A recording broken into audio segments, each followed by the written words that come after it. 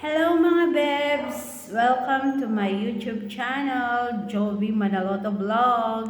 Siya nga pala ipapakita ko sa inyo mga bebs, itong luto kong buro. Ito isang kilong luya. Ito pinirito kong talong, nilagang palaya with okra. Ayan. Siyempre, dapat may buro. Ayan. Kapag may buro, siyempre may daon ng mustasa. Ayan ang partner ng buro.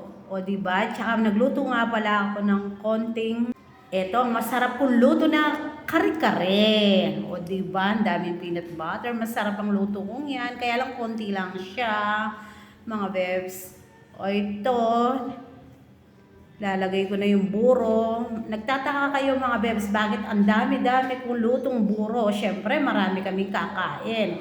Malalakas pa naman kumain yung mga family ko pagdating sa buro. Yan ang paborito ng mga Kapampangan, buro ng kanin. Burong hipon naman ito mga bebs. Maraming luya. Linagay ko, tas maraming bawang. Masarap itong burong kanin to mga bebs. Yung ibang mga Tagalog o ibang ayaw nila yung buro para daw suka. Hindi naman kaya. Dati hindi ko rin gusto ito. Ngayon ang gusto ko talaga ito. Ginagawa ko ang kanin. Puro kinakain ko. Yan, halu-haluin ko muna yung buro. Bakit kayo nagtataka mga bebs?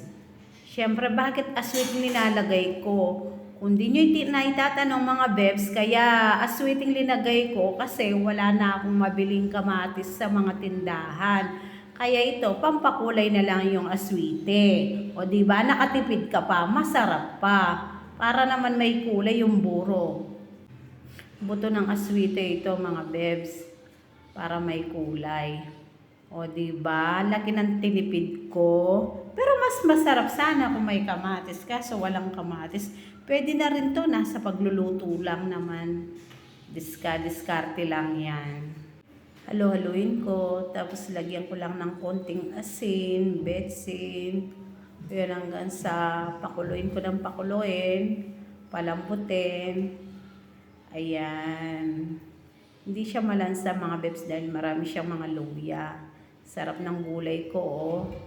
Tapos, mag-ihaw pa ako ng isda, konting isda. Kasya na sa amin. Ayan, ang partner niya. Solve na makaraos ng kainan sa gabi.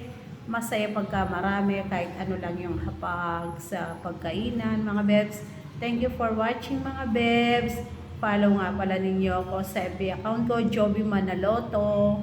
Tapos sa YouTube channel ko, Joby Manaloto Vlog.